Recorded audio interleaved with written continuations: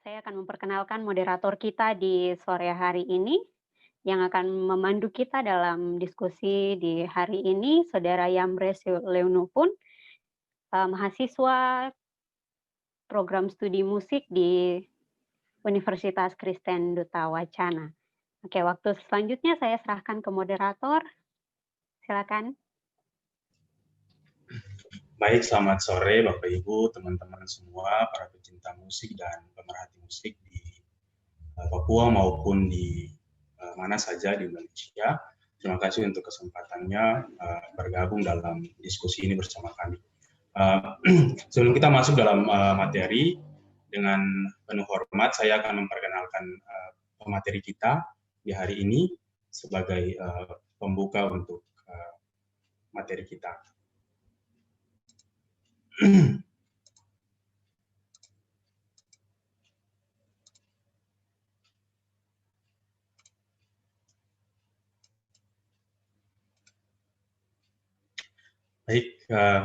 Bapak Ibu, teman-teman semua, yang akan menjadi pemateri kita di saat hari ini, dengan hormat kami sebut Pak Puji Susilo. Berikut adalah sedikit biodata dari beliau sebagai pengantar. Pak Puji lahir di Magelang tanggal 5 Oktober tahun 1968. Alamat rumah dari beliau ada dua. Yang pertama di Jogja, itu di Suryowijayan, Yogyakarta, dan yang kedua di Perumsat Kemiri nomor 7 Salatiga. Jika Bapak Ibu yang ingin bertemu dengan beliau secara langsung bisa langsung ke alamat rumah. Pekerjaan beliau adalah dosen sejak tahun 1999 sampai sekarang di Universitas Kristen Satya Wacana, dan beliau mengampuh mata kuliah mayor gitar, harmoni, dan komposisi musik. Alamat kantor di Fakultas Bahasa dan Seni, Program Studi Seni Musik, Universitas Kristen Satya Wacana, Jalan Diponegoro nomor 52-60 Salatiga. Jika Bapak Ibu ada yang ingin menghubungi beliau untuk keperluan pemateri dan yang lain-lain, dapat menghubungi beliau di email, via email puji.susila@gmail.com.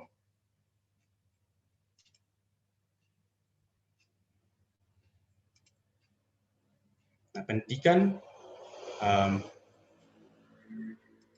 beliau menyelesaikan pendidikan sarjana bidang musikologi di Institut Seni Indonesia Yogyakarta pada tahun 1996 dan menyelesaikan pendidikan master program studi pengkajian seni pertunjukan dan seni rupa di Universitas Gadjah Mada Yogyakarta pada tahun 2009. Nah, pengalaman bermusik beliau dari 5 tahun terakhir.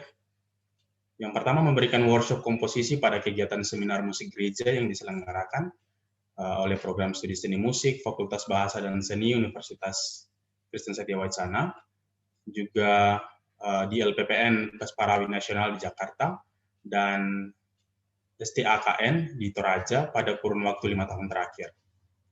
Berikutnya bersama Pak Agastya Ramalistia menerbitkan 2 buku. Yang pertama, Jalan Orang Benar, kumpulan aransemen untuk vokal grup, yang diterbitkan oleh Andi Offset tahun 2007, dan menulis buku Nusantara Persada, kumpulan aransemen lagu rakyat Indonesia untuk paduan suara campur, dan yang diterbitkan oleh Yamuger pada tahun 2008. Ketiga, membuat orkestrasi untuk beberapa lagu yang dibawakan oleh jemaat gereja Samirono Baru, Yogyakarta tahun 2017. Keempat, membuat aransemen dan menjadi pelatih untuk perlombaan festival baik di tingkat regional maupun nasional dan internasional untuk vokal grup, paduan suara dari sekolah, perguruan tinggi, paduan suara gereja, paduan suara di instansi yang berbeda di wilayah Yogyakarta, Jawa Tengah, dan Jakarta.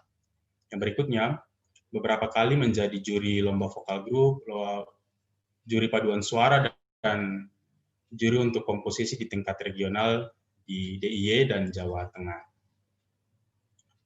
Dan beliau, untuk karya-karya beliau pasti sudah tidak asing lagi di dunia paduan suara, di kalangan paduan suara.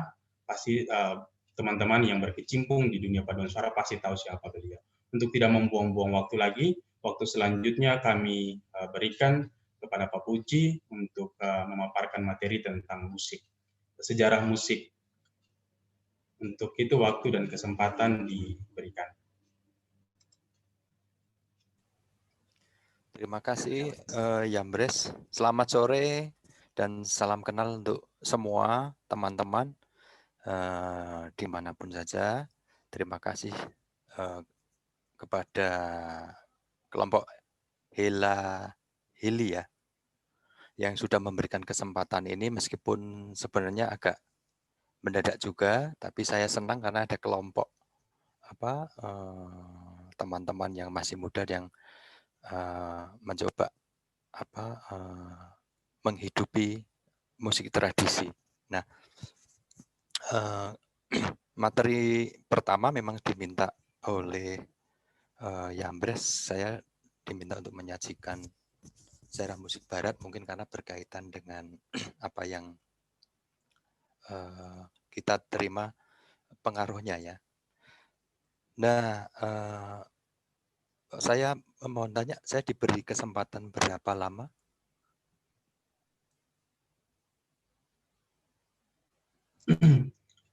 Waktu kita sampai jam 8 waktu Indonesia Timur, waktunya bisa 40 menit sampai 45 menit. Ya, semoga. Oke, terima kasih. Semoga bisa cepat karena materinya sebenarnya cukup panjang. Saya mencoba meringkas dan saya harap jika apa yang saya sampaikan tidak terlalu cepat dan juga tidak terlalu lambat. Saya harus menghitung karena mungkin saya lebih suka banyak diskusinya ya nanti. Karena materinya nanti bisa dilihat kembali. Oke, tanpa menunggu lama, apakah saya diperkenankan untuk share materi? Iya Pak, Oh, bisa untuk ya? share screen-nya sudah diaktifkan. Oke, terima kasih.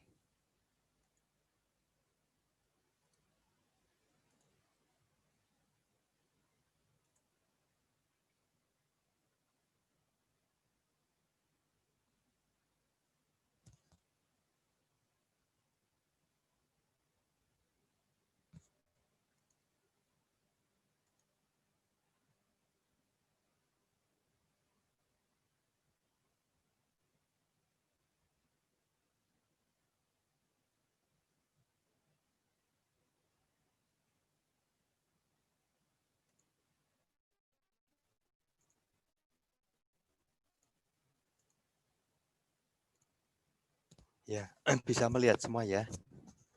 Oh, saya langsung aja, saya akan memaparkan budaya musik barat sekilas ya, karena bukunya tebal sekali. Coba saya ringkas. Nah, ini sebagai acuan, saya akan mencoba membahas mulai abad pertengahan, zaman Renaissance, Barok, Klasik, Romantik, dan kemudian abad ke-20. Sebetulnya masih ada sebelum abad pertengahan ya, yang masuk abad antik, tapi sengaja saya hilangkan karena akan terlalu panjang dan mungkin agak sedikit kurang relevan. Kita mulai dari abad pertengahan, ya. Ini ada semacam pengantar ya. Apa yang kita sebut sebagai abad pertengahan, rentang waktunya hampir 1 milenia atau 1000 tahun ya. Menurut sejarawan itu dimulai sejak kejatuhan Imperium Romawi Barat, yaitu pada tahun 476 Masehi hingga awal Renaissance, yaitu di awal abad ke-15. Secara literal, abad pertengahan atau dalam bahasa Inggris itu medieval, artinya di antara era-era.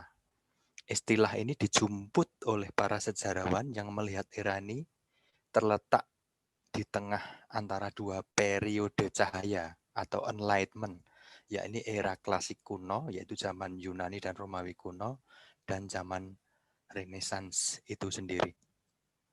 Nah, ini ada lintasan masanya, ya, dimulai sekitar tahun 475 itu kelahiran filsuf atau musisi filsuf ya Boethius, kemudian 476 itu Imperium Romawi Barat jatuh atau runtuh.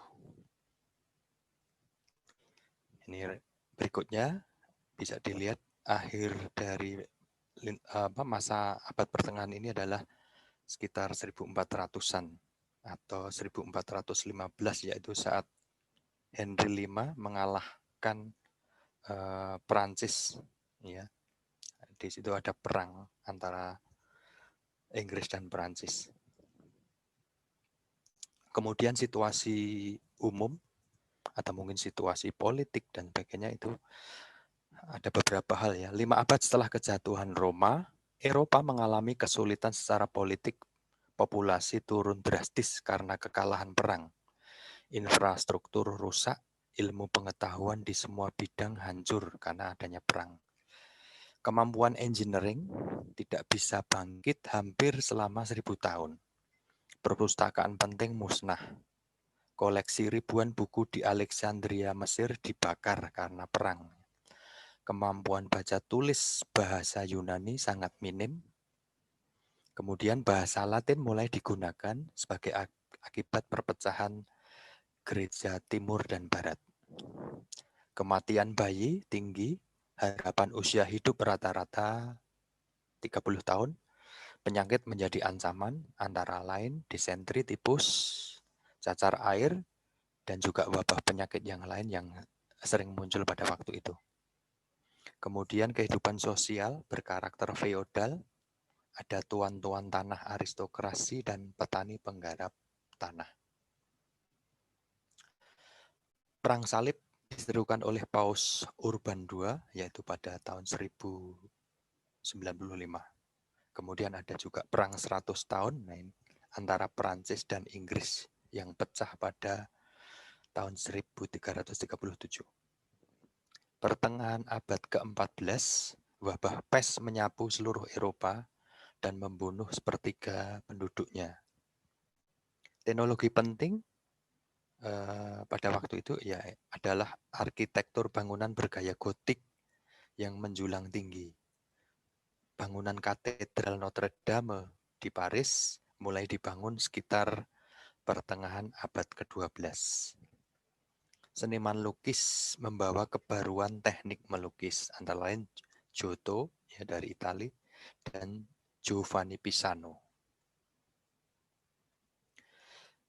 Berikutnya ini adalah musik-musik ya yang akan kita bahas, yaitu yang sering disebut sebagai plain-chant dan atau lagu monofoni sekuler. Plain-chant atau sering dikenal sebagai lagu Gregorian itu berkembang pada masa kekuasaan Paus Gregorius I dan berlanjut setelahnya. Gaya bernyanyi ini dikembangkan dari kebutuhan liturgi Gereja Katolik Roma. Teks menggunakan bahasa Latin, antara lain himne, mazmur, atau resitatif ibadah berdasarkan kitab suci. Bentuk liturgi dan gaya musik beraneka ragam. Pada abad ke-7 ya, yaitu bentuk liturginya terbagi menjadi beberapa, yaitu bergaya Roman atau Katolik Roma, kemudian Ambrosian, Galikan itu di daerah Prancis dan Jerman Barat, dan Mozarabik atau Visigoth itu di semenanjung Spanyol atau dulu disebut sebagai Iberia. Kemudian sistem notasi musik pada waktu itu dikenal sebagai neumes atau bentuk tunggalnya adalah neuma ya. Neuma adalah notasi musik dengan gambar kotak atau bentuk berlian yang dinyanyikan pada sebuah pitch tertentu atau kelompok nada yang terdiri dari 2, 3, hingga 4 nada sekaligus. Namanya diambil dari bahasa Yunani yang artinya gestur atau gerak nada. Nah, ini ada beberapa contoh penotasian ya yang berbeda-beda. Anda bisa melihat variasi gaya penulisan yang sering kita terima dalam buku sejarah musik itu yang urutan ketiga dan empat ya, yaitu yang modern plain-chant notation atau kalau modern transkripsinya seperti notasi yang kita kenal dalam notasi balok, hanya tanpa tangkai. Ini adalah contoh notasi neuma yang dengan menggunakan contoh yang ketiga ya, yang plain-chant notation. Ya. Itu ada neuma dan juga sekelompok nada. Cara menyanyinya saya juga tidak menguasai, hanya mengetahui sedikit. Tanda kuncinya ada di ujung kiri itu, artinya huruf C, berarti di garis itu adalah C. Dulu menggunakan 4 garis, belum 5 garis. Ini adalah modus tangga nada dalam Gregorian. Ada mungkin yang belajar teori musik, mungkin sudah mengenal apa itu nama Dorian, Phrygian, Lydian, Mixolydian. Kemudian ada istilah yang jarang digunakan atau kita kenal itu yang menggunakan hypo. Hypo itu artinya di bawah ya. Asalnya dari misalnya Dorian dan Hypodorian, itu nada finalisnya adalah di D, tapi Hypodorian itu registernya ke bawah. Nah, nama modus itu diambil dari nama-nama tempat di Yunani. Prefiks hypo dari bahasa Yunani artinya bawah adalah ambitus suara bagian bawah atau bagian atas ya, dari sebuah modus yang disebut nada finalis. Di atasnya nada finalis itu yang mendapat garis ini ya, ini bawah, ini atasnya. Struktur melodi. Struktur melodi sangat terbatas lompatan intervalnya. Lebih didominasi pergerakan melangkah, kadang-kadang melompat terz atau 3, kuart atau 4, quint atau 5. Lompatan oktav sangat jarang terjadi. Bila mana muncul hanya terjadi pada baris teks yang berbeda. Susunan tangga nada dalam plain song berdasarkan sistem hexachord. Hexachord artinya 4, chord itu senar ya sebenarnya, atau 4 nada. Kemudian menggunakan istilah yang agak baru ini sebenarnya, yaitu yang disebut sebagai ut, re, mi, fa, sol, la, yaitu hexa itu 6 ya, ut, re, mi, fa, sol, la, yang merupakan inisial suku kata pertama yang diambil dari himne Ut Quean Laxis. Sistem ini diperkenalkan oleh seorang biarawan yaitu Guido de Arezzo. Nah, Guido de Arezzo ini yang nanti akan menginisiasi sistem tangga nada yang akan kita kenal hingga sekarang. Nah, ini lagunya ya. Lagu dari Ut Quean Laxis. Ini cara memperkenalkan Guido de Arezzo dengan membuat himne ya. Ini kata-kata pertama itu menjadi pengantar nama nada ut itu sekarang jadi do. Ya, yang bawah ini adalah terjemahannya. Terjemahan dari kata Latin atau syair Latin tersebut. Nah, ada istilah juga gamut, itu berarti wilayah nada. Ya, kalau sekarang kita nyebutnya register. Gamut adalah wilayah nada yang tersedia untuk dinyanyikan, yaitu rangkaian nada terdiri dari 7 hexachord yang berinterlocking, mulai dari C, F, atau G. Hexachord keras apabila terdapat nada B, dan yang disebut lunak itu menggunakan nada bass. Sementara yang natural atau tidak ada nada B-nya, yaitu nada C hingga A saja hexachordnya. Nah, ini susunan registernya ya, masing-masing bisa diurutkan menjadi ut, re, mi, fa, sol, la, ut, re, mi, fa, sol, la, ut, re, mi, fa, sol, la, ut, re, mi, fa, sol, la, dan seterusnya. Ini sekarang juga diadopsi sebagai register paduan suara kita ya, yang standar. Walaupun kita bisa lebih tinggi, bisa sampai G ya. Ini adalah gamut. Kemudian ritme.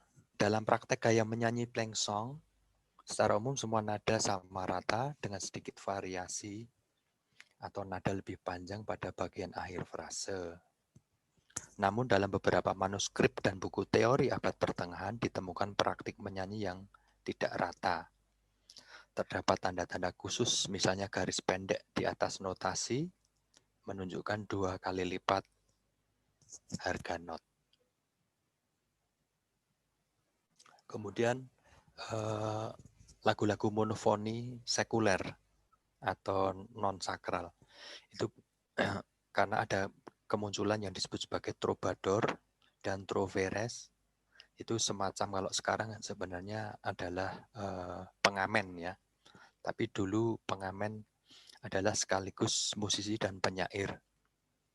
Nah, teksnya bukan lagi tentang rohani atau gereja, tapi berisi tentang cinta, kesedihan, sukacita, atau dialog-dialog pada abad 12 dan 13. Di Spanyol istilah nyanyian sekuler disebut cantiga. Kemudian di wilayah Jerman, para seniman penyanyi tersebut disebut Minnesinger, arti harafiahnya adalah pesenandung cinta. Tokoh utamanya adalah seorang penyair, komposer sekaligus penyanyi, yaitu Tannhäuser, yang menjadi tokoh sentral sekaligus judul drama musik paling terkenal gubahan Robert Wagner. Musik polifoni hingga 1300. Organum adalah awal musik polifonis yang terdiri dari suara, yaitu yang terdiri dari vox principalis atau melodi utama dan vox organalis atau melodi tambahan. Komposisi untuk 4 suara atau lebih itu ada motet dengan teks sakral dan madrigal atau teks sekuler. Nah, yang contoh itu adalah contoh paralel organum.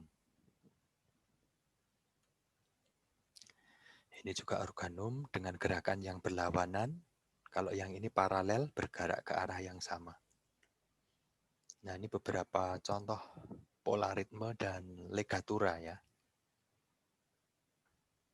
Tidak perlu saya jelaskan, nanti bisa dilihat atau bisa diulang lagi kalau mau ditanyakan. Ini legatura, kemudian sudah dibantu dengan transliterasi notasi modern. Kemudian kita masuk zaman Renaissance.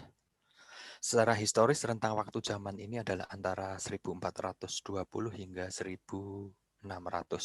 Istilah Renaissance atau Renaissance bacanya dari bahasa Prancis artinya kelahiran kembali atau menghidupkan kembali ideal-ideal yang berakar pada kebudayaan Yunani kuno dalam bidang filsafat, teknologi, dan inovasi artistik.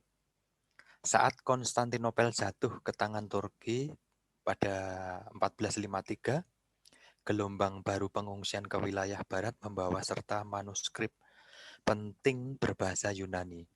Pada abad ke-15, populasi semakin meningkat sedikit setelah adanya wabah Black Death. Wilayah semenanjung Italia menjadi pusat perkembangan pada era ini, terutama di kota Florencia. Sistem ekonomi dan kekuasaan mengalami perubahan, dipelopori oleh seorang bankir bernama Cosimo de Medici, sehingga memengaruhi tata politik dari dominasi gereja ke para bangsawan. Situasi umum, musik religius masih terdapat di mana-mana, tetapi penurunan pengaruh gereja membuat para komposer memperoleh lebih banyak kebebasan artistik dan diizinkan untuk menulis musik kreatif demi kepentingannya sendiri. Hadirnya semangat filsafat humanisme mendorong kebangkitan minat dalam budaya kuno, dan komposer mulai mengambil inspirasi lagi dari seni dan mitologi Yunani kuno dan Roma yang sempat ditinggalkan. Dan juga bangkitnya ilmu astronomi dan matematika. Ketika cara-cara primitif untuk mencatat musik dikembangkan pada periode abad pertengahan, para komposer kemudian dapat mendokumentasikan dan membagikan karya mereka dengan lebih mudah atau sedikit leluasa. Tetapi mereka masih harus menulis dengan tangan dan menghabiskan waktu untuk menulisnya. Penemuan mesin cetak pada tahun 1439 memungkinkan distribusi yang jauh lebih luas, yang mengarah pada pertukaran ide yang kaya di seluruh Eropa. Pertumbuhan kaum borjuis, yaitu kelas menengah atas yang memiliki budaya, memberi arti bahwa saat itu ada penonton yang siap menikmati musik tertulis. Karena pendidikan musik berkembang dan semakin banyak yang belajar membaca notasi musik. Orang awam ya. Kemudian lebih banyak manuskrip dan karya musik dari periode ini bertahan lebih baik apabila dibandingkan dengan era abad pertengahan. Perkembangan musik. Pada masa ini perkembangan musik sekuler bergerak cukup leluasa. Sistem musik yang sebelumnya dipengaruhi oleh modus gereja atau Gregorian tadi dikembangkan dengan teknik harmoni baru yang agak belum mengarah total menuju ke sistem tonal. Perubahan gaya musik mulai dikembangkan di sekitar pegunungan Alpen, terutama di wilayah yang sekarang kita kenal sebagai Belanda, Belgia, dan Perancis Utara. Banyak komposer masyhur pada masa ini, misalnya Guillaume Dufay, Josquin de Prez, Jacob Obrecht, Adrian Willer, Cipriano de Rore, dan Orlando de Lassus dilahirkan di wilayah sekitar ini.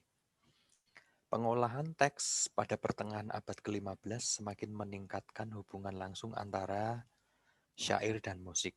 Kata atau frasa yang sama dalam permulaan kalimat memiliki unsur pengulangan motif yang mirip dan saling berhubungan. Tekstur musik pada 1470-an banyak menggunakan teknik imitasi atau peniruan-peniruan dalam musik polifoni yang lebih homogen. Semua suara memiliki peran yang sama dan seimbang. Kalau sebelumnya hanya satu suara ya. Ini sekarang semua suara punya peran yang penting, 4 suara atau 8 suara. Ritme secara umum seimbang dan mengalir rata. Sudah mengenal beat ya, atau pola denyut atau beat yang teratur, disebut sebagai taktus, sehingga memengaruhi cara penyajiannya. Meskipun terdapat perubahan irama, namun pola ini masih tetap stabil dalam hal tempo. Melodi secara umum berkarakter liris atau bergaya vokal, karena pengaruh vokal masih kuat terhadap instrumental ya. Secara relatif berkurang dalam hal menggunakan sumber materi yang sudah ada pada masa sebelumnya. Para komposer leluasa menciptakan melodi yang berasal dari ide musikal mereka sendiri. Harmoni mulai menggunakan interval 3 dan 6 sebagai konsonan, interval 4 berkurang penggunaannya. Interval disonan digunakan secara seksama dan terbatas. Bentuk musik masih menggunakan cantus firmus, isoritmik, atau forme fixes hingga kira-kira 1490-an. Setelah itu motet dan chansons menggunakan struktur berurutan. Jadi struktur musik itu diberi label karena berbeda-beda menjadi A, B, C, D, E, F, dan seterusnya. Instrumen musik mulai digubah secara mandiri dan terbatas, walaupun biasanya digunakan sebagai pengiring vokal dengan teknik double suara pada musik akapela. Musik instrumen mulai semakin berkembang secara mandiri. Instrumen yang menonjol perkembangannya selain organ atau orgel adalah instrumen petik berdawai seperti lut, theorbo, dan sejenisnya. Musik untuk tarian dan juga musik hiburan saat dinner atau makan malam mulai diciptakan dan diperdengarkan di gedung musik atau istana. Pada abad ke-16, musik sekuler semakin bertumbuh dengan masif. Di Italia, para komposer menciptakan komposisi untuk ensemble vokal, yakni madrigal. Di Perancis muncul gaya musik Parisian chanson. Di Jerman ada lied atau tenor lied.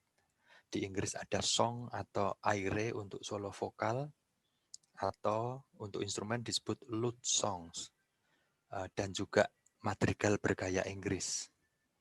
Di Spanyol ada villancico yang sebagian besar digubah untuk instrumen vihuela atau gitar Spanyol yang kita kenal sekarang. Pada masa reformasi gereja yang dipelopori oleh Martin Luther yang mengajukan protes di gereja Wittenberg, Jerman, memengaruhi perubahan musik gereja pada saat itu. Musik koral yang lebih homofonis mulai digunakan. Di Inggris, akibat pengaruh reformasi juga menghadirkan apa yang disebut sebagai anthem. Kita masuk ke zaman barok. Periode barok, rentang waktu zaman ini adalah antara 1600 hingga 1750. Bertepatan dengan apa yang disebut sebagai zaman absolutisme, yakni dominasi kekuasaan mutlak di tangan para bangsawan Eropa. Louis XIV, Raja Prancis yang berkuasa pada 1643 sampai 1715, menancapkan standar politik di seluruh Eropa. Sistem monarki melahirkan patronisme terhadap kehidupan seniman, termasuk para musisi. Misalnya komposer Prancis masyhur Jean-Baptiste Lully. Di Rusia ada Peter the Great atau Peter I yang melakukan ekspansi budaya, politik, dan kerajaan melalui kekuatan militer di sebagian Eropa yang berpusat di kota Saint Petersburg. Ia membangun istana di dekat kota utama disebut Peterhof yang menjadi tempat patronasi kesenian bagi para penyair, dramawan, komposer, musisi, dan penari. Situasi umum ada perang 30 tahun ya, yang melibatkan wilayah Jerman dan juga negara lain seperti Prancis, Spanyol, Swedia, Denmark, dan Belanda sebagai akibat konflik antara gereja Katolik dan Protestan. Kemudian mulailah kolonisasi termasuk ke Asia, ya, tempat kita juga dikolonisasi konon 3,5 abad ya. Kemudian terjadi revolusi sains bergerak secara signifikan terutama dalam bidang astronomi. Tokoh ilmuwan yang berpengaruh antara lain Tycho Brahe, Johannes Kepler, dan Galileo Galilei yang mulai memperkenalkan matahari sebagai pusat peredaran planet, alih-alih bumi yang selama berabad-abad dipercayai sebagai pusat semesta sebelumnya. Matematika, fisika, dan filsafat juga sangat berkembang pesat, terutama di Inggris dan Perancis. Nah, gaya musik barok. Ada istilah basso continuo, yaitu berupa gaya iringan melodi pada bass dengan simbol angka untuk menunjukkan harmoni tertentu. Biasanya ditulis untuk vokal atau instrumen solo dengan diiringi sekelompok instrumentalis.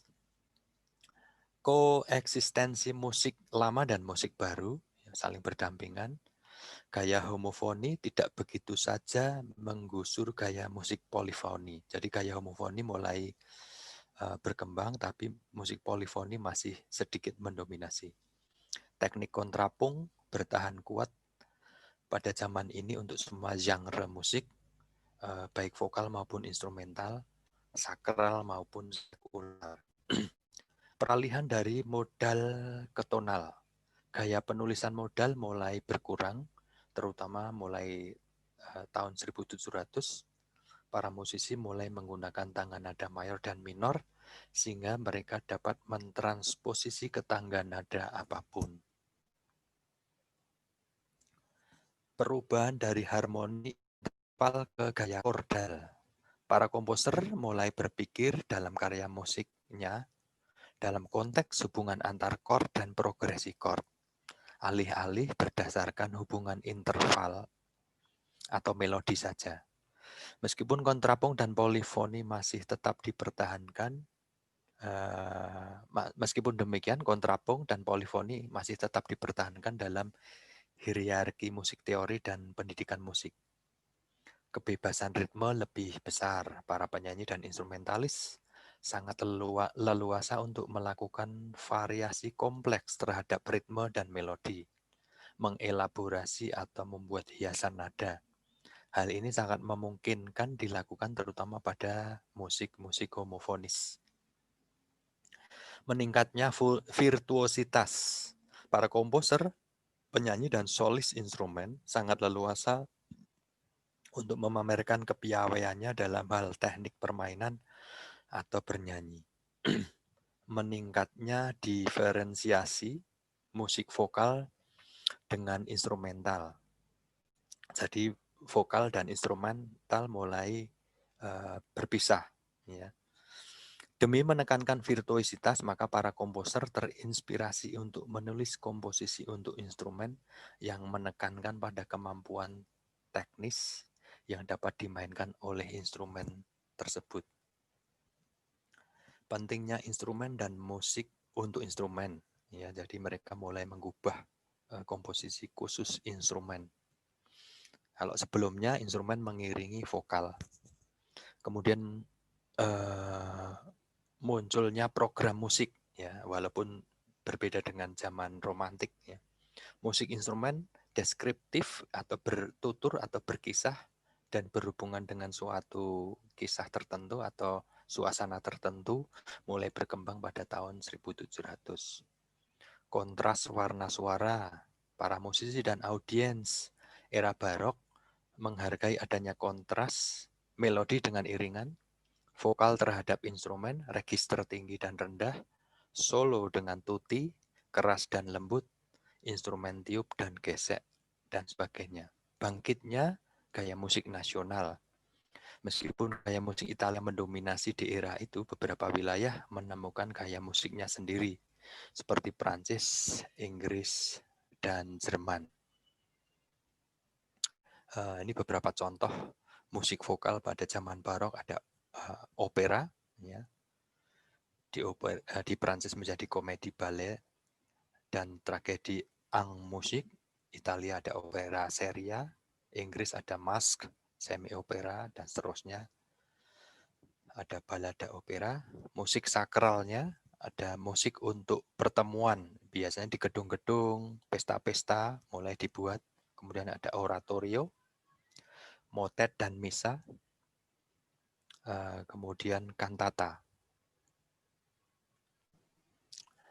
Ini untuk musik instrumen antara lain sudah bermunculan sonata, konserto, suita, dan variasi berdasarkan tarian tertentu.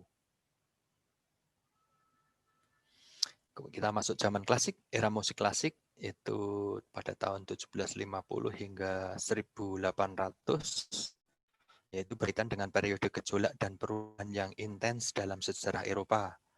Arus intelektual yang kuat membawa gagasan tentang kebebasan, kemajuan, menantang aturan yang sudah mapan. Konflik dalam skala global di antara kekuatan-kekuatan besar Eropa merusak keuangan Inggris Raya dan Perancis, sehingga melonggarkan cengkeraman koloni Inggris di wilayah Amerika dan memicu revolusi dahsyat dan runtuhnya monarki di Perancis. Kemajuan teknologi menyebabkan dimulainya apa yang disebut sebagai revolusi industri. Nah, ini filsuf yang terkenal pada masa itu yang memberi pengaruh pada kebebasan berpikir, yaitu Immanuel Kant dari Jerman, ya. Ada jargon yang diajukannya yaitu sapere aude atau berani mencari pengetahuan sendiri. Ide-ide pencerahan mendorong terjadinya revolusi kebangsaan. Deklarasi kemerdekaan Amerika pada tahun 1776 menyerukan kesetaraan umat manusia. Thomas Jefferson mendirikan Universitas Virginia pada awal abad ke-19 untuk mewujudkan ide tentang kebebasan tanpa kekang tentang pikiran manusia.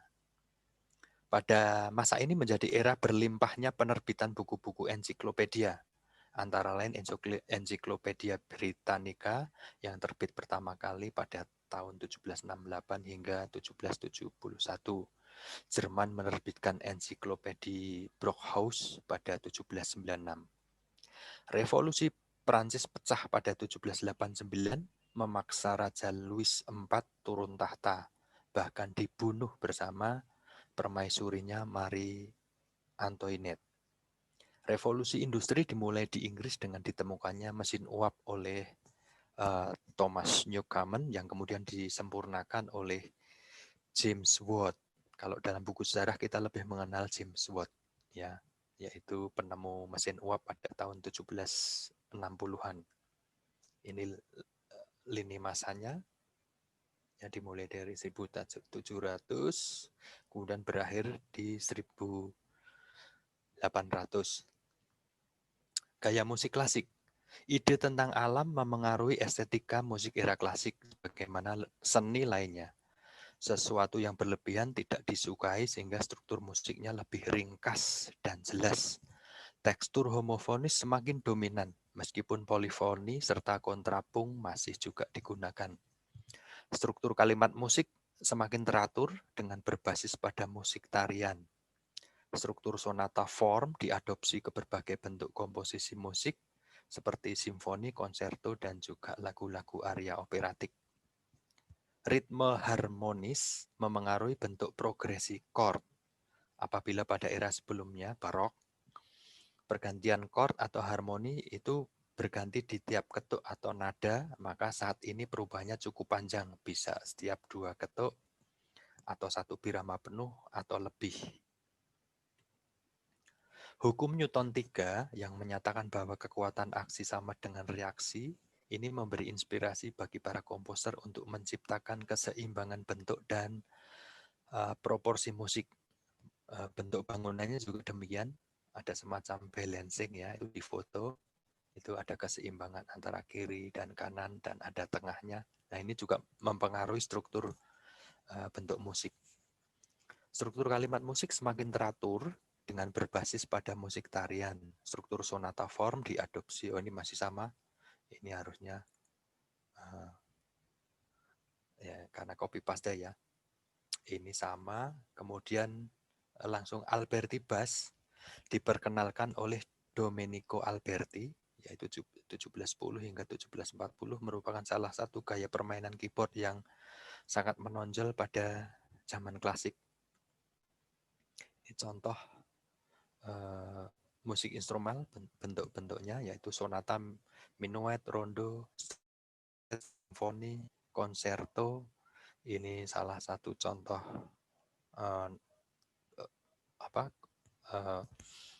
skor untuk string quartet.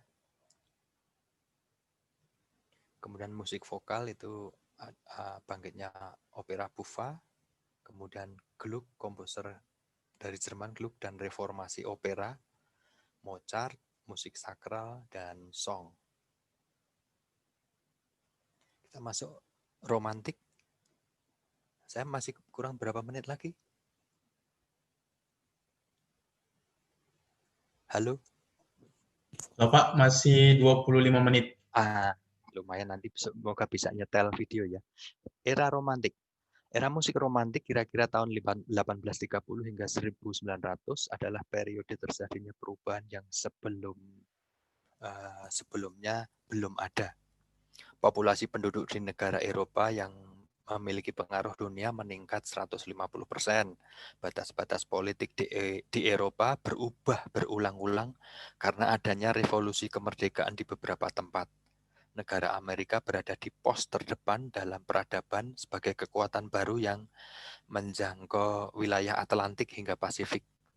Perkembangan teknologi secara fundamental mengubah perdagangan, perjalanan, dan sistem komunikasi. Nah, revolusi industri yang sebelumnya sudah terjadi itu memicu percepatan pertumbuhan sosial dan ekonomi di abad ke-19, pembangunan rel kereta api, mesin telegraf, dan juga telepon, fonograf, mengubah cara orang berkomunikasi dan bahkan menyimpan suara ya, dan juga bangkitnya teknologi audio. Sains dan teknologi dikombinasikan dalam berbagai penemuan untuk mempermudah kehidupan sehari-hari. Mesin pemanen dan traktor meningkatkan teknologi dan hasil pertanian. Mesin sinar X ditemukan oleh Willem Ronson pada 1890-an, meningkatkan pengetahuan tentang tubuh manusia dan kesehatan. Penemuan mesin jahit pada 1850-an dan bohlam lampu pada 1879 mendorong kesempatan hidup lebih lama dari sebelumnya. Populasi penduduk meningkat tajam. Pola migrasi penduduk karena hadirnya revolusi industri mendorong kesempatan kerja antar wilayah bahkan antar negara secara masif. Charles Darwin menerbitkan karyanya yang termasyhur yaitu teori evolusi yang disebut sebagai Origin of Species. Napoleon Bonaparte melakukan ekspansi penaklukan, munculnya jurang kemiskinan ya dalam kehidupan sosial menghasilkan pandangan ideologi sosialisme yang dikemukakan oleh Karl Marx, kemudian memicu gerakan-gerakan revolusi di Eropa. Otto von Bismarck merencanakan politik unifikasi di wilayah negara-negara Jerman menjadi satu entitas yang memicu perang Prancis melawan Prusia dan kemudian membangun istana untuk Willem I sebagai kerajaan Jerman bersatu. Ini lini masanya dimulai 1750 hingga 1900. Gaya musik. Ide tentang romantisisme berasal dari kata roman, yakni sebuah jenis karya sastra prosa dengan gaya bertutur deskriptif dan panjang. Yang pertama kali muncul abad pertengahan sebenarnya, tapi itu tidak digali, baru digali pada zaman romantik ini. Nah, ide-ide tersebut mempengaruhi para seniman untuk mengubah musik dengan struktur yang sangat bebas, imajinatif sekaligus naratif. Penggunaan nada-nada kromatis dieksploitasi secara leluasa. Komposisi musik deskriptif terinspirasi oleh karya-karya sastra pada masa itu, sehingga melahirkan bentuk musik baru, yakni yang disebut sebagai tone poem, dan juga musik program. Musik program di zaman Renaissance sudah ada, tapi berbeda dengan musik program di zaman romantik, yaitu yang digubah untuk orkes. Hal ini memunculkan dikotomi yang cukup besar antara musik absolut dan musik program. Penggunaan harmoni dan tangan nada yang sangat longgar, modulasi jauh, banyak digunakan dengan struktur musik yang bebas dari bentuk formal sebelumnya. Musisi virtuositas, baik sebagai penyaji atau komposer, menciptakan idola atau pemujaan terhadap kehebatan artistik mereka. Komposisi musik menjadi lebih personal. Teknik permainan instrumen meningkat pesat, inovasi bunyi dan teknik memengaruhi cara mencampur warna suara orkes menjadi lebih luas dan variatif dalam instrumentasinya. Ini musik orkestra pada sekitar tahun 1850 menghasilkan simfoni juga, konser overture, konserto. Foto ini foto modern ya, kira-kira sudah melibatkan banyak pemain, bahkan ada paduan suara dan orkes. Musik piano, chamber, dan song juga memiliki pertumbuhan sendiri, munculnya piano sonata dan string quartet, karakter piece, song, dan virtuoso piece. Ini adalah pabrik piano ya, gambar pabrik piano. Musik drama dan koral menghasilkan opera dan opera bergaya Wagner, operet, dan juga musik koral. Musik orkestra 1850 hingga 1900 menghasilkan musik dansa dan mars, musik balet, symphonic poem atau tone poem, dan juga simfoni. Sekarang kita memasuki bagian akhir, yaitu yang musik abad ke-20 ya, atau sering kita sebut sebagai musik modern. Pada abad ke-20 hingga sekarang, perkembangan musik mengalami perubahan gaya musik yang sangat beraneka ragam. Kehidupan sosial dan politik mengalami perubahan drastis. Peran kaum perempuan menjadi signifikan.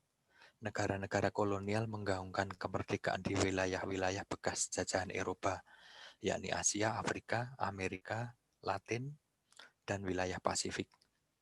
Perang Dunia I memicu revolusi Rusia.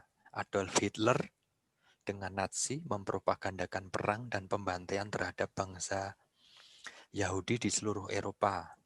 Perang dingin antara blok timur dan barat dipicu oleh perseteruan ideologi sosialisme dan kapitalisme. Perang Korea dan perang Vietnam pecah karena dipicu oleh buntut perang dingin tersebut. Situasi umum, otomobil dan pesawat terbang ditemukan dan digunakan sebagai alat transportasi yang baru sama sekali, memicu migrasi penduduk secara besar-besaran dan dalam waktu relatif cepat.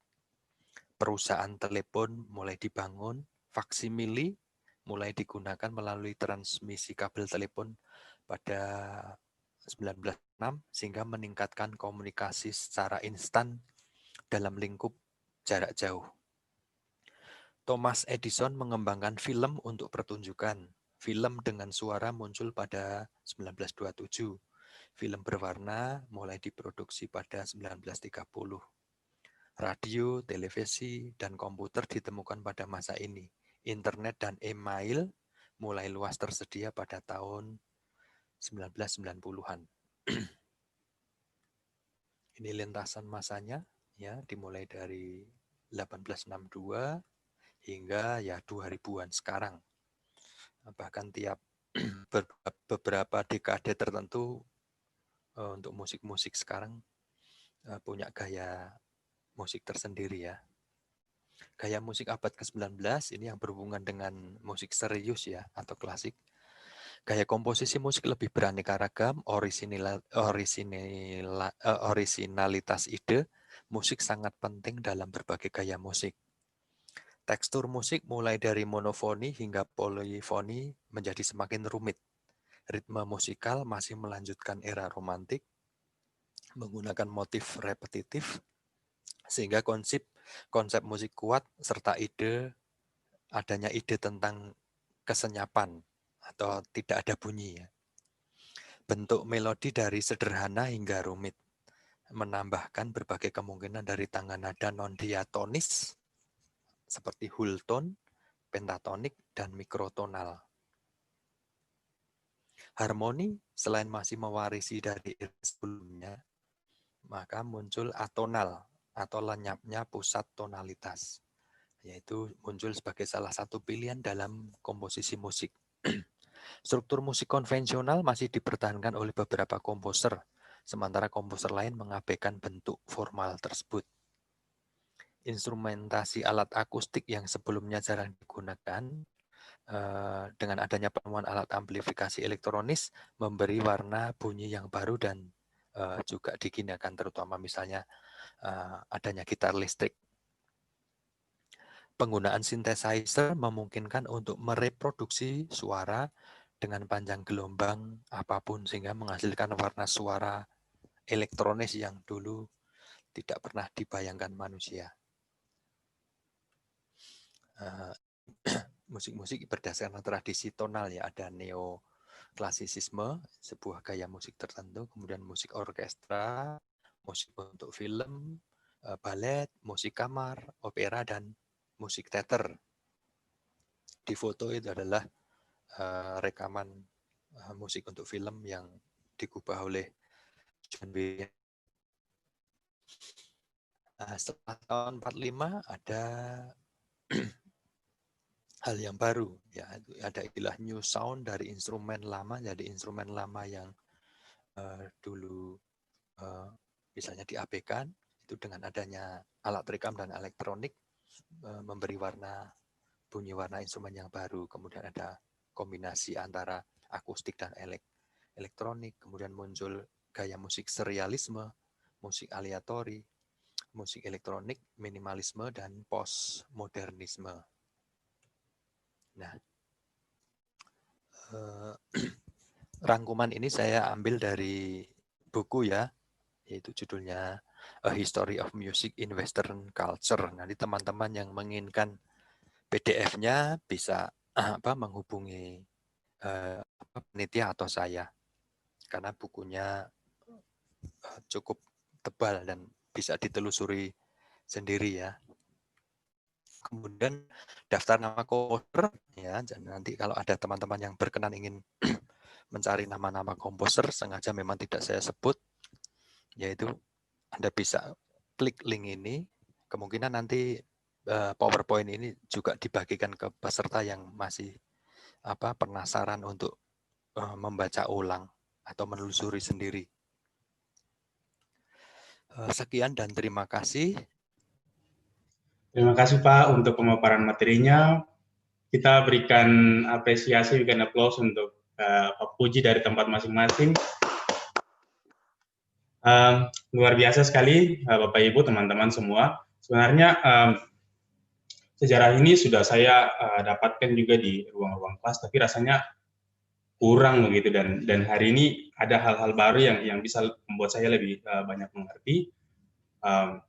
Teman-teman, tadi kita sudah mendengar pemaparan materi dari sejarah musik mulai dari abad pertengahan sampai ke abad modern atau di abad ke-21, di mana mulai dari abad pertengahan itu perkembangan musik atau musiknya masih sangat simpel, masih menggunakan modus dan hanya ada beberapa notasi. Kemudian setelah abad pertengahan mulai masuk ke abad Renaissance, itu sudah mulai berkembang di sana. Yang awalnya di abad pertengahan hanya ada vokal untuk laki-laki, untuk tenor. Kemudian di abad Renaissance itu sudah mulai ada perkembangan di mana semua suara sudah mulai berperan penting di sana. Nah, kemudian setelah abad Renaissance masuk zaman Barok. Zaman Barok itu gaya musiknya sudah lebih berkembang lagi, di mana ritme sudah menjadi lebih bebas, dan dari peralihan dari modal menjadi tonal, dan gaya homofoni itu mulai lebih berkembang. Lalu kemudian kita masuk ke zaman klasik, itu ide-ide tentang musik atau seni itu dibuat lebih ringkas, dan peraturannya menjadi lebih sangat diperhatikan. Struktur musik menjadi lebih sangat teratur. Kemudian ketika masuk di zaman romantik, pengaruh revolusi industri itu membuat musik itu membuat para komposer itu menjadi lebih imajinatif, lebih bebas untuk membuat komposisi musik. Dan di zaman ini nada-nada kromatis itu menjadi sangat penting, mulai dieksploitasi. Nah, kita masuk ke zaman modern, itu perkembangannya lebih sangat beraneka ragam. Nah, tekstur homofoni dan polifoni itu menjadi lebih rumit, dan di zaman ini harmoninya itu menjadi atonal. Jadi yang awalnya hanya tonal menggunakan tangan nada, di zaman modern itu menjadi lebih atonal. Dan ada juga yang musik yang sangat simpel, yaitu yang tidak ada suaranya. Bisa teman-teman cek nama komposernya itu John Cage. John Cage di zaman ini itu membuat musik yang cukup mengecewakan. Tidak ada musik di sana. Jadi membuat penampilan yang spektakuler, yaitu penampilan tanpa bunyi. Itu teman-teman bisa cek. Oke, sekali lagi terima kasih untuk Pak Puji untuk pemaparan materinya. Teman-teman, jika ada yang ingin bertanya atau ingin berdiskusi lebih lanjut, termin pertama saya buka untuk 5 penanya. Boleh mengangkat tangan, raise hand dari aplikasi masing-masing, ataupun bisa mengaktifkan mikrofon lalu memperkenalkan diri dan menyampaikan pertanyaannya. Ataupun ada yang juga ingin bertanya, bisa langsung di kolom komentar. Silakan, bagi siapa yang ingin bertanya, dipersilakan. Waktu dan tempat dipersilakan. Kelihatannya di chat sudah ada, saya menjawab yang di chat dulu ya. Yambres. Boleh, silakan Pak, silakan. Ya, dari Septinalayan itu menanyakan tentang musik program di zaman Renaissance dan zaman romantik.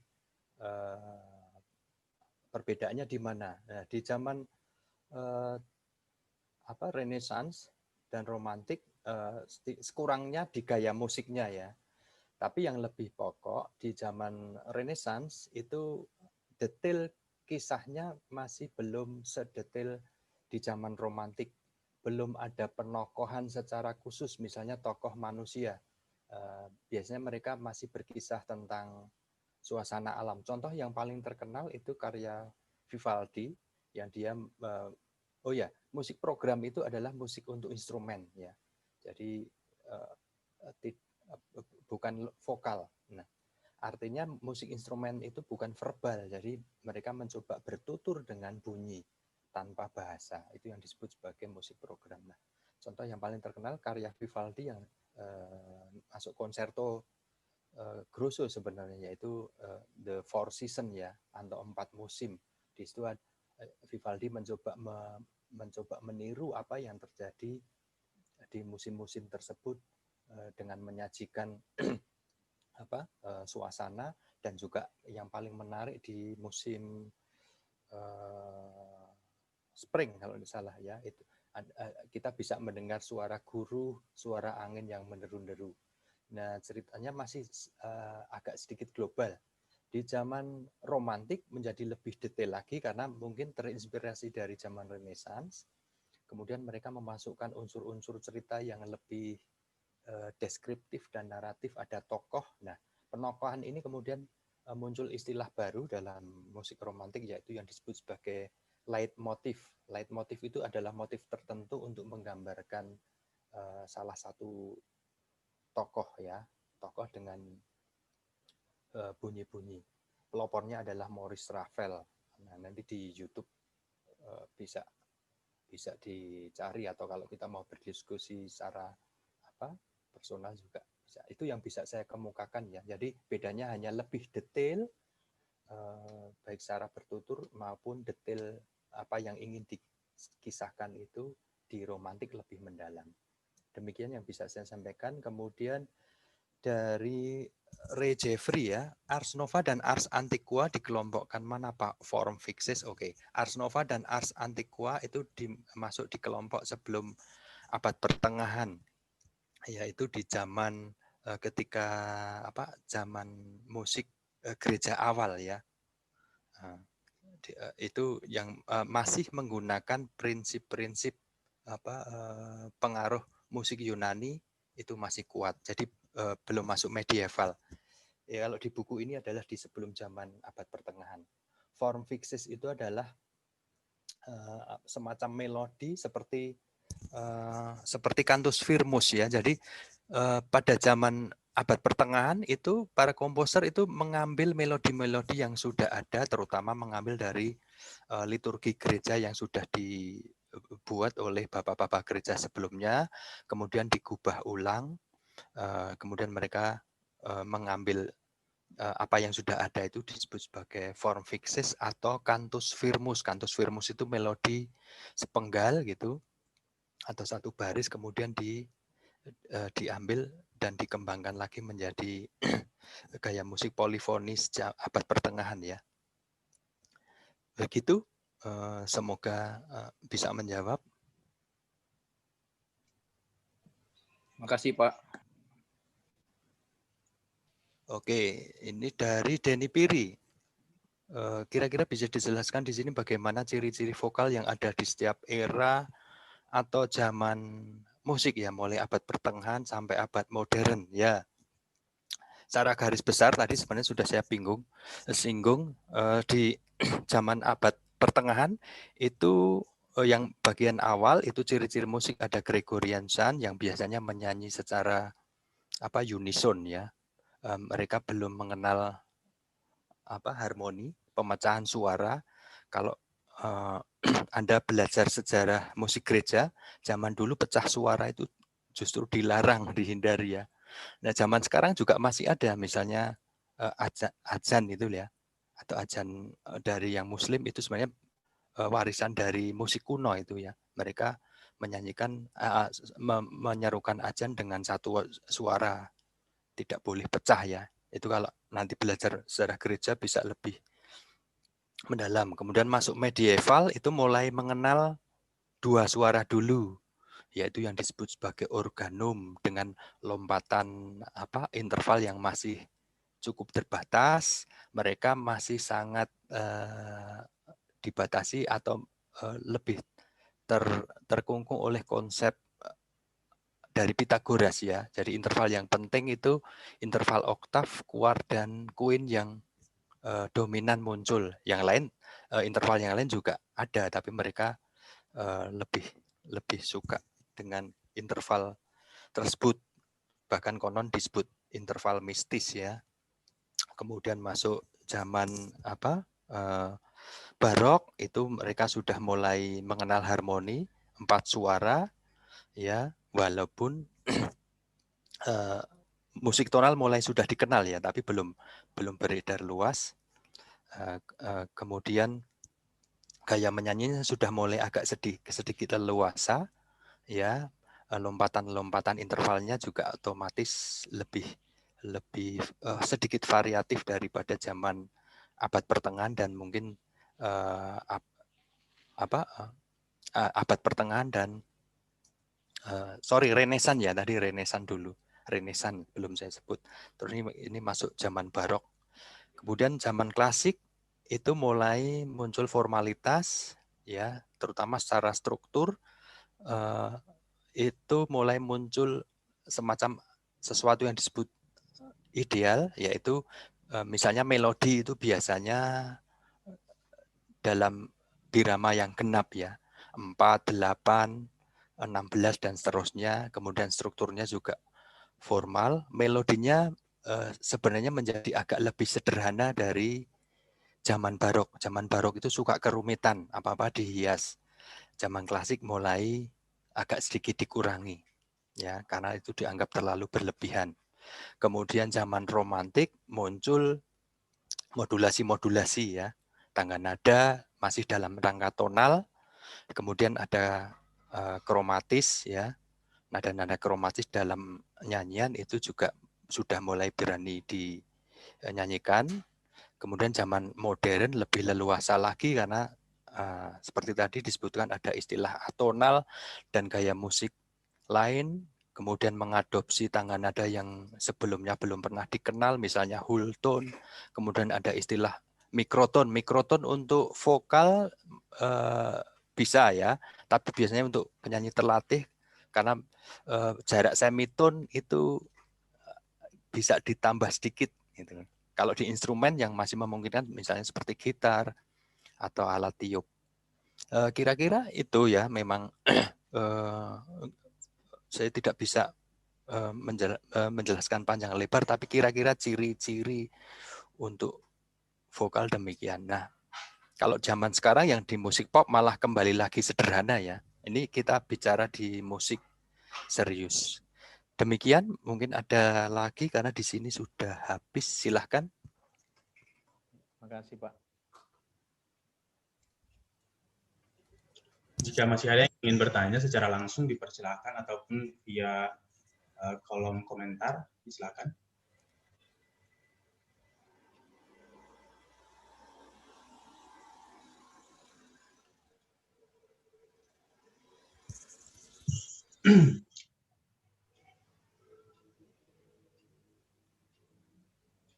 Jika Pak Denny masih ingin bertanya, disilakan. Cukup Pak Yambres. Silahkan. Ya. Terima kasih. Saya mau bertanya. Ya, silahkan. Iya Pak, dari tadi saya menyimak penjelasan Bapak ada sempat menyampaikan tentang modes. Kebetulan saya bukan mahasiswa musik, tapi saya tertarik sekali dengan musik dan pernah baca sedikit tentang modes, tapi setelah itu karena terlalu susah, jadi saya belum tuntas mempelajarinya. Tapi tadi saya ada lihat Bapak menjelaskan tentang modes Gregorian. Karena itu saya mau tanya tentang itu, Modes Gregorian ini, apakah Modes ini masih digunakan sampai sekarang? Kalau digunakan mungkin bentuk musiknya seperti apa begitu?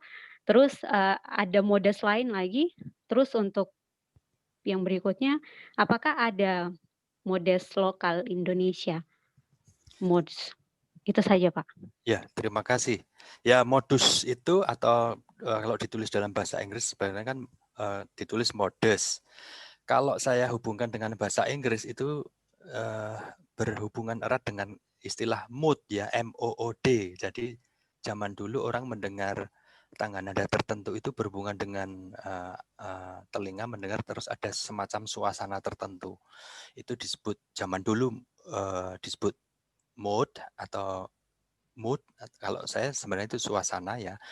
Kalau istilah sekarang sebenarnya tangga nada saja. Nah, Gregorian itu muncul sebagai akibat ini agak bicara. Saya paling senang cerita ini ada sejarah sedikit itu berhubungan dengan perpecahan gereja ya. Jadi di sejarah tadi juga disebutkan gereja kalau belajar sejarah gereja dari awal itu kan dulu juga ada beberapa wilayah.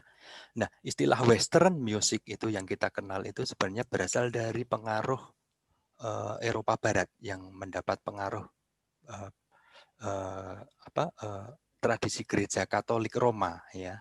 Karena ada istilah ritus timur. Ritus timur itu berbeda lagi yang dari Yunani juga ada Koptik dan sebagainya. Nanti kalau Anda mencari di YouTube, Anda bisa melihat bagaimana pada contoh-contoh menyanyikan lagu-lagu gereja Mazmur itu bisa berbeda-beda ya karakternya. Nah, berbicara tentang Gregorian itu sebenarnya hanya diadopsi lagi ya karena zaman dulunya mungkin sama ya.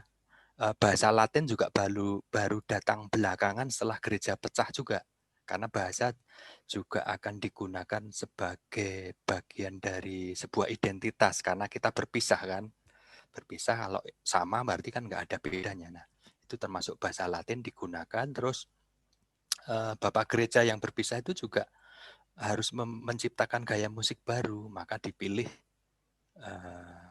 salah satu mengadopsi konon itu adalah berasal dari tangga nada Yunani kuno yang disebut sebagai kemudian disebut sebagai Gregorian. Gregorian sendiri kan tadi disebutkan bahwa itu sebenarnya hanya diminta oleh Paus Gregorius yang meminta para musisi untuk menyusun ya. Nah, kalau ditanya apakah Gregorian masih digunakan? Itu masih digunakan di beberapa gereja. Tapi kalau untuk praktik komposisi musik juga masih digunakan. Justru oleh para musisi modern itu digunakan kembali. Nah, yang paling masif dulu memperkenalkan justru adalah musisi jazz. Musisi jazz mempelajari modus ini kemudian digunakan sebagai sarana untuk mengimprovisasi. Di buku jazz itu juga buku harmoni jazz itu juga teori musiknya menyajikan modus ini lagi. Nah, kalau ditanya apakah kita juga punya modus? Ya punya pasti. Yang disebut pentatonis itu sebenarnya juga kalau kita meminjam istilah yang dari mereka juga sebenarnya disebut sebagai modus. Atau sebenarnya kalau padanan katanya ya tangga nada ada pentatonik pelok ya atau slendro yang kalau di hampir sebagian seluruh dunia sebenarnya malah menurut yang saya pahami itu berkarakter pentatonis ya yang do re mi sol la ya. Nah, kita punya ya di musik Papua juga ya. Nah, saya senang dengan teman-teman di sini yang punya kelompok untuk berdiskusi. Ya, ini bagian saya juga turut terharu karena ya memang harus kita sendiri yang mau menghidupkan. Nah, salah satu hal yang ingin saya sampaikan bahwa perkembangan musik itu berhubungan erat dengan situasi sosial ya. Sebagaimana tadi di setiap pengantar selalu ada situasi sosial yang mempengaruhi perubahan, entah itu perang, entah itu kekuasaan dan sebagainya. Nah, itu saya berharap teman-teman di sini nanti di sesi-sesi diskusi berikutnya bisa lebih menggali lebih dalam dan memanfaatkan situasi yang ada ini untuk mencoba membuat sesuatu hal yang baru. Ya, zaman-zaman yang kita bicarakan tadi, kita bisa paham ya dari contoh video tadi itu baru sebagian sangat kecil sekali.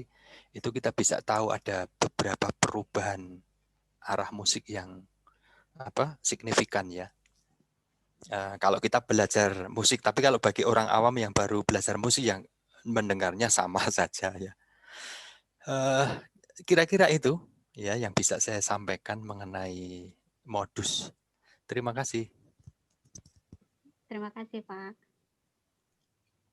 Pak Adi, ada satu titipan pertanyaan via chat WhatsApp. Ingin menanyakan tentang minor, Pak. Ya.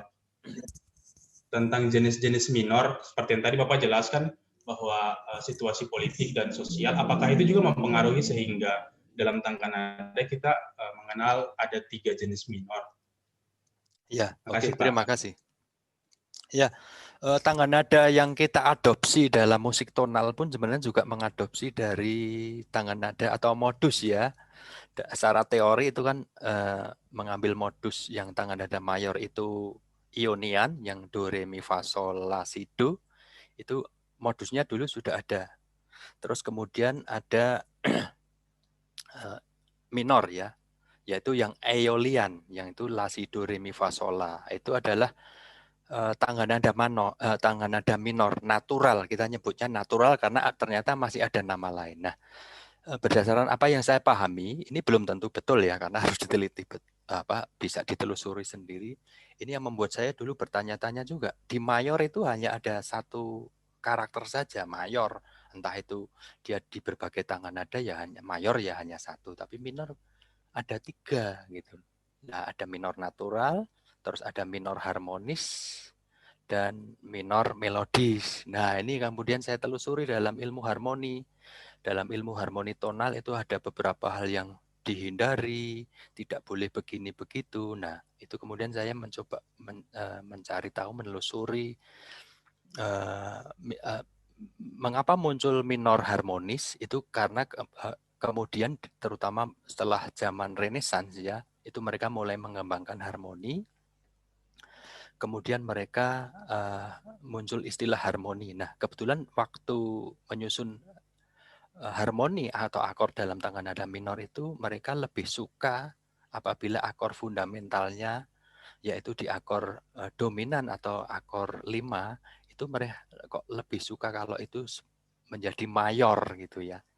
Karena mungkin itu juga sebagai pembeda saja bahwa di zaman sebelumnya tangga nada ini juga yang terutama yang natural itu juga sering digunakan. Lah mungkin para musisi yang ingin mencoba gaya baru mungkin juga bisa nggak sengaja juga ya. Loh, ternyata ini bisa menjadi pembeda dari gaya sebelumnya.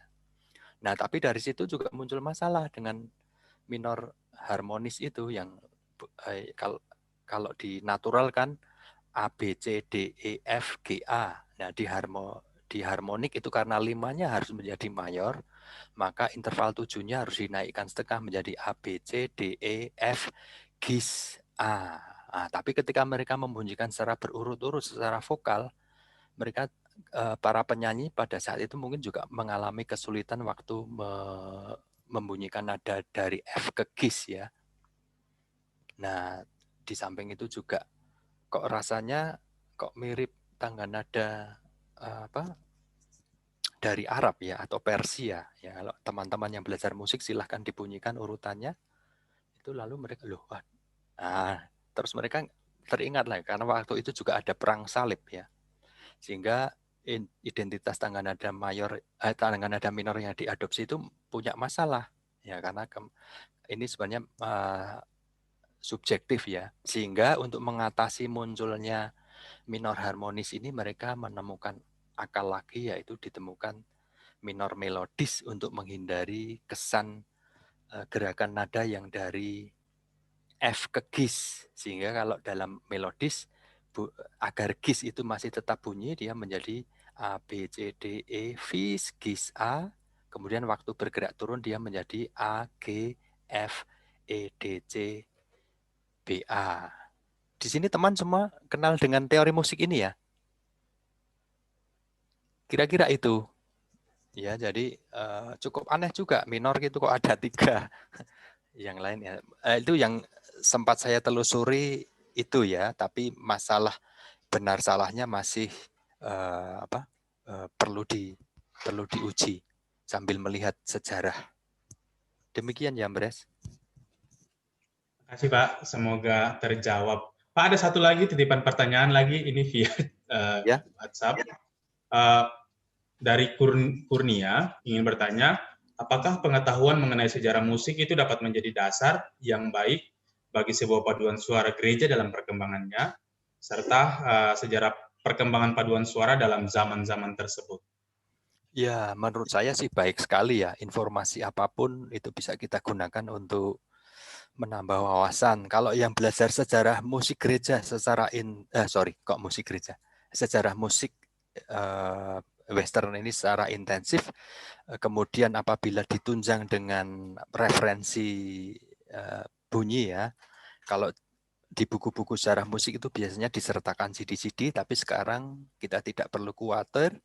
YouTube menyediakan sumber-sumber yang luar biasa ya.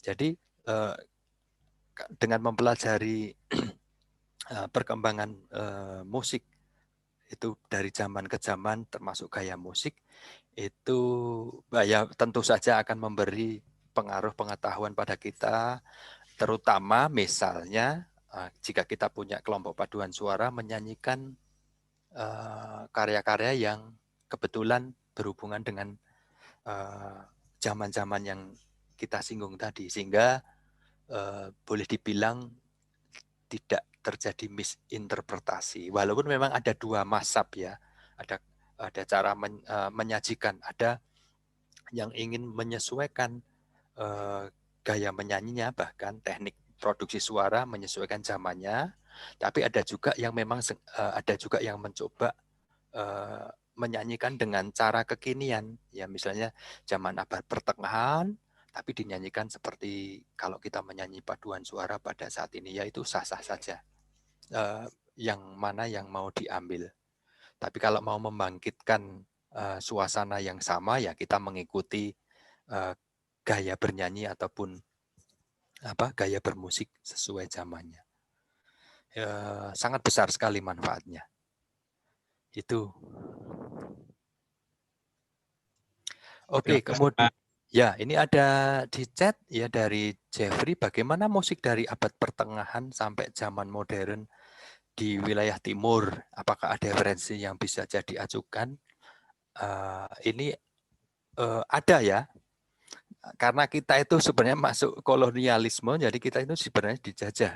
Jadi ilmu pengetahuan musik pun menurut yang saya pahami kita baru belajar satu bagian saja, terutama Western music. Istilah Western music yang saya pahami itu juga demikian. Saya kira itu dulu Western itu hanya berhubungan dengan Eropa, ternyata bukan ya. Itu baru belahan Eropa yang mendapat pengaruh dari budaya gereja Romawi Barat ya, atau Katolik Roma, dan kemudian di zaman reformasi itu. Ritus Timur ada ya di YouTube, silahkan Anda cari. Kalau Anda berkenan nanti saya coba bantu ya dari apakah ada sejarah Timur. Saya ada beberapa buku ya musik dari musik Syria tapi musik cetak ya. Nanti kalau Anda berkenan Anda coba saya bantu mencari referensinya. Untuk yang bunyi atau contoh-contoh lagu di YouTube beredar sangat banyak. Anda bisa search tentang Syrian Church ya. Itu cara mendaraskannya berbeda. Kalau dalam secara kesejarahan pengaruh yang kebetulan kuat itu yang tradisi musik Western ini ya. Secara global juga kuat itu karena adanya kolonialisme ya. Terutama orang-orang Eropa Barat itu mereka mencari wilayah baru karena kekalahan perang tadi ya, kejatuhan Imperium Imperium Romawi. barat tadi. Karena jatuh, mereka setelah beberapa lama tersadar kalah, mencari wilayah baru dengan menjajah. Nah, salah satunya yang sekurang-kurangnya memberi keuntungan pengaruh secara global, ya, baik filsafat dan budaya itu yang versi barat, ya. Yang timur kalau yang sampai sekarang modern juga ada, tapi jarang kita dengar karena kita memang cuma diberi satu sisi saja, ya. Nanti kalau Anda misalnya punya kesempatan datang ke Syria, termasuk ke Yerusalem, itu musik popnya juga pengaruh tangga nada kuno dari mereka masih hidup, ya. Demikian Mas Jeffrey. Makasih Pak. Ya. Ini ada satu pertanyaan terakhir di kolom komentar.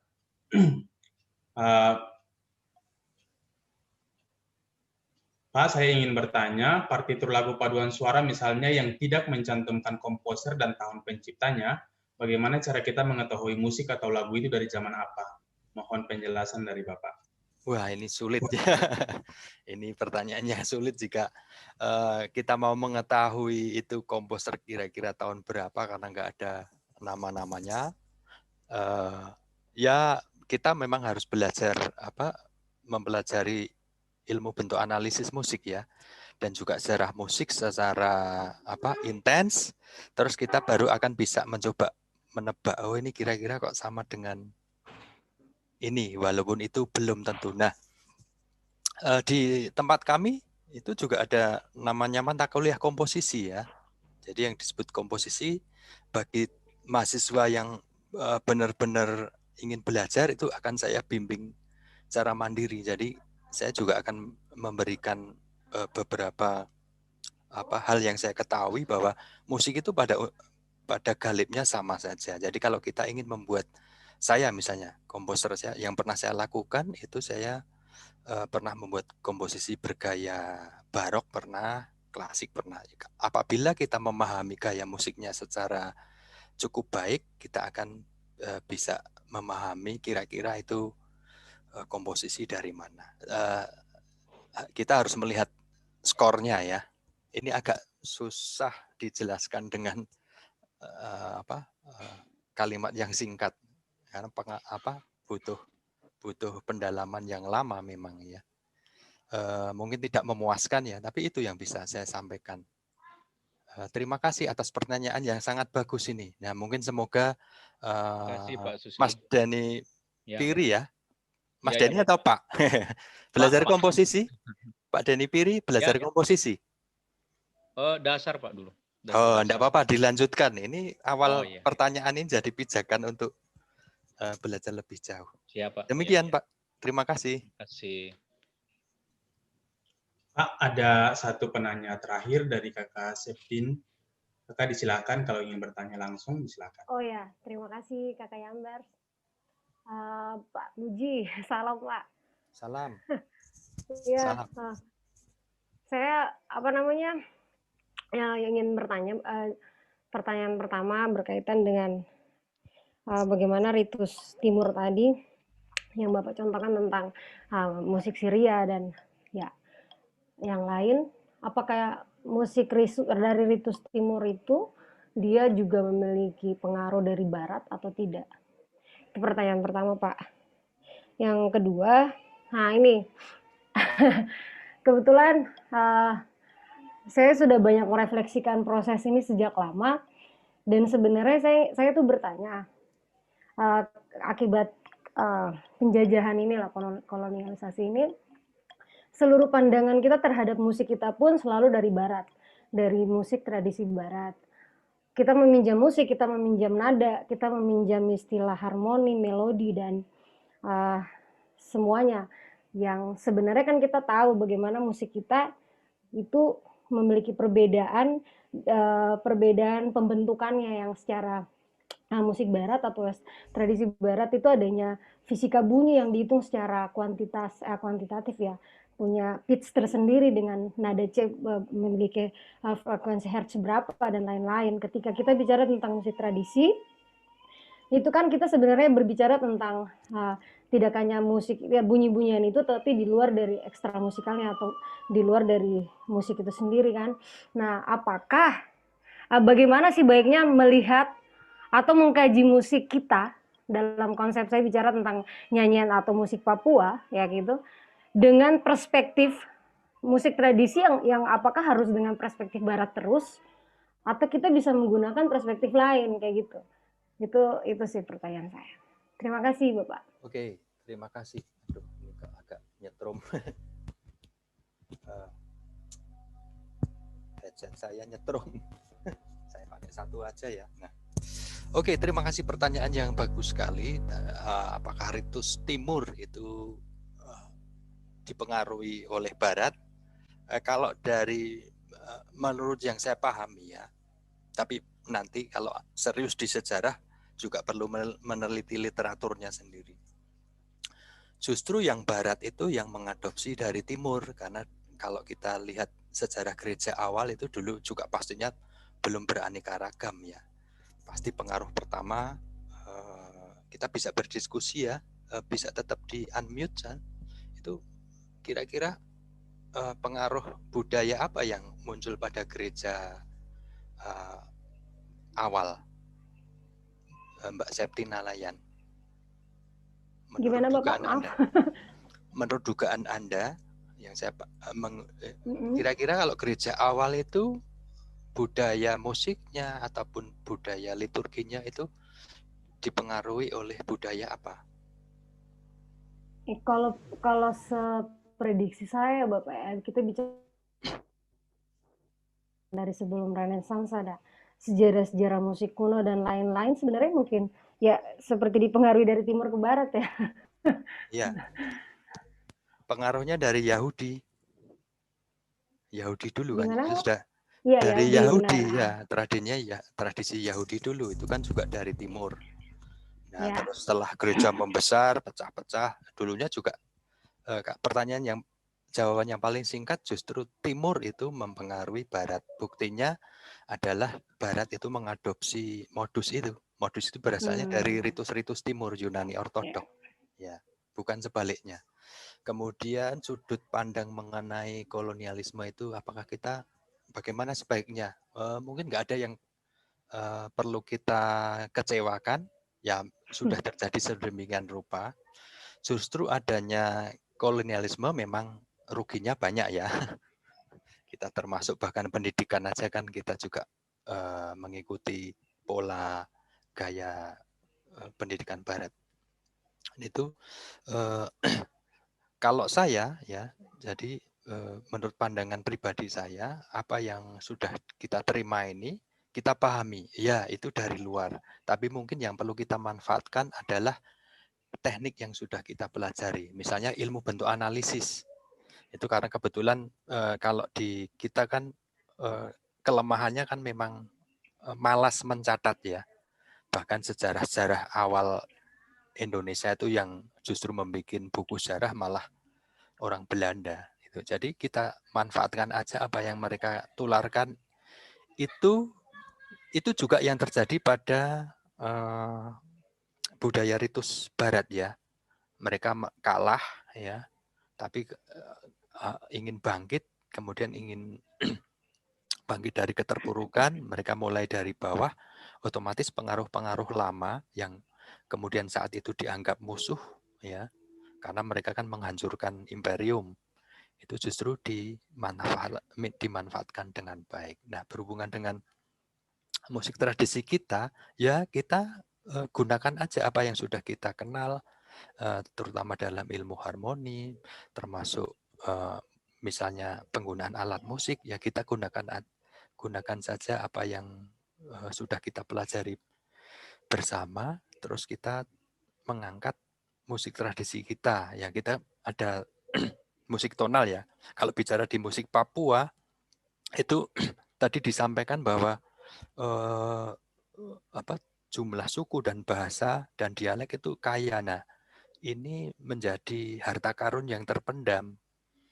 Mungkin saya mendorong teman-teman yang masih muda ini untuk mencoba mencatatlah pola-pola bahasa, pola-pola melodi, kemudian juga mungkin bisa diambil dari pola tarian, pola ritmenya. Nah, itu kita gali. Kemudian kita coba menyuplik hal yang sudah kita ketahui, terutama para musisi ini ya, belajar harmoni dan sebagainya, itu kita adopsi. Kalau perlu di zaman elektronik ini juga kita bisa memanfaatkan teknologi bunyi ya, dengan menggunakan komputer dan sebagainya untuk membuat komposisi-komposisi dengan mengadopsi musik tradisi Papua ini. Ya, ini permulaan yang nanti butuh proses panjang. Kebetulan saya dekat dengan Yambres, saya bisa kadang-kadang kami sering diskusi ya. Nah, saya yang mendorong Yambres ini untuk menjadi pionir. Ya, demikian Mbak Septina ya, enggak perlu kita sesali. Iya Bapak. Ya. Saya cuma ingin saran aja sih dari Bapak. Kalau tadi kita bilang Barat, ya dari memang awal sejarah Barat mengadopsi Timur, kira-kira yang dekat untuk menganalisa lantunan bunyi-bunyian yang ada seperti Hela Hili salah satu contoh itu kan sebenarnya ungkapan bunyi-bunyian dari perasaan mendalam ketika sesuatu yang hilang dari kehidupan kayak gitu, yang makanya dilantunkan dengan nada-nada yang sebenarnya tidak banyak dan sebenarnya ungkapan lirik menjadi penting. Nah, apakah sebaiknya kita menggunakan perspektif dari Barat atau kita justru mengambil sejarah permulaan awal misalnya dari wilayah timur seperti dari musik Yunani, Yahudi Yunani kayak gitu Bapak? Oh, dari manapun sih sekarang menurut saya tidak fanatik dengan dengan timur barat, tapi justru saya mendorong di Hela Hili ini yang kalau tidak salah tadi disampaikan bahwa itu dari ungkapan kesedihan ya. Nah, itu mengapa nggak diangkat kemudian dicatat terlebih dahulu kalau perlu direkam sehingga bisa jadi pengamatan bersama. Mungkin yang sempat kita catat pun dari tradisi yang karena kolonialisme juga itu kan ada hal-hal yang juga mungkin sempat nggak tertularkan karena orang-orang tua kita juga dulu nggak sempat menularkan secara oral ya. Nah, tapi yang ada ini aja coba ditelusuri. Nah, soalnya kalau penutur asli, terutama sesepuh kita itu pastikan akan meninggal satu persatu. Nah, kalau nggak sempat kita catat, ya kita bisa terputus itu. Sehingga yang muncul lebih banyak pengaruh Baratnya karena memang ya kita secara pendidikan sebenarnya sedang didoktrin untuk berpikir secara mereka. Nah, kita awasi saja pikiran kita. Oh iya, saya yang penting sadar. Oh iya, saya ini sedang dijajah secara pikiran gitu. Nah, sekarang kita balik, tapi tidak perlu mengutuk. Ya. Iya Bapak. Demikian yang bisa saya sampaikan. Terima kasih. Terima kasih banyak Bapak. Terima kasih Kakak Yambres. Terima kasih Kakak Septin, terima kasih Pak Puji, terima kasih untuk semua peserta. Waktu kita sudah selesai, waktu kita sudah habis 2 jam telah berlalu dan itu terasa sangat singkat. Sebenarnya masih banyak yang ingin kita gali, tapi kita dibatasi dengan waktu. Sekali lagi kita berikan aplaus untuk pemateri kita dan untuk kita semua. Terima kasih buat semua. Untuk sebelum penutup, kami ingin minta closing statement dari Bapak untuk menjadi penutup dari rangkaian kegiatan kita di saat ini. Oke, terima kasih. Closing statement saya sederhana itu, seperti apa yang diajukan oleh Immanuel Kant ya. Carilah pengetahuanmu sendiri. Kemudian sebagai pemuda ya, karena saya juga sudah merasa tua, enggak bisa cukup banyak bergerak juga, saya hanya turut senang, bergembira dan mendorong teman-teman Hela Hili ini untuk sedikit-sedikit saja ya, enggak, saya tahu visinya bagus ya. Satu saran saja, mungkin apabila nanti kelompok diskusi atau organisasi ini cukup betul-betul dimapankan, jangan lupa menghubungi Kementerian Menpar Pariwisata dan Menparkraf ya, yang kemarin membiayai konser Yambres ya. Nah, itu mungkin Yambres punya hubungan dengan Pak Ananda Soekarlan, dibicarakan karena memang mau tidak mau kita butuh biaya ya. Kalau kita bisa menghidupi sendiri ya syukur, tapi tentu saja kekurangannya masih cukup banyak ya, sehingga perlu dukungan finansial yang baik dan terutama dukungan dari pemerintah ini. Juga nanti menghubungi Pemprov. Tetap saya mendukung secara penuh, dan apabila boleh memang kebetulan di diskusi-diskusi berikutnya saya bisa kalau pas ada waktu dan terkoneksi ya saya bisa hadir untuk berdiskusi bersama, bukan untuk mencari menang kalah, mencari kepintaran, tapi kita belajar bersama. Saya juga masih belajar. Begitu teman-teman, tetap semangat dan sekali lagi saya salut ya. Demikian Yambres yang bisa saya sampaikan. Terima kasih. Terima kasih Pak, terima kasih sekali lagi untuk Pak Puji, dan terima kasih untuk Bapak Ibu, kakak adik, teman-teman semua yang telah menyempatkan waktu untuk kita belajar bersama. Kami berharap ke depan Bapak masih bisa senantiasa membimbing kami, karena kami masih sangat butuh banyak belajar untuk rencana kami ke depan. Juga untuk Bapak Ibu, teman-teman semua, jika ada yang ingin disampaikan untuk menjadi bahan evaluasi bagi kami, di kolom komentar telah tersedia link untuk evaluasi. Bisa ditulis agar ke depan kami bisa bekerja lebih baik lagi dan lebih giat lagi untuk visi dan misi kami ke depan. Sekali lagi terima kasih banyak, terima kasih, Tuhan memberkati kita semua. Semoga pertemuan kita di saat ini bermanfaat bagi kita semua, khususnya bagi pecinta musik dan pemerhati serta pekerja musik.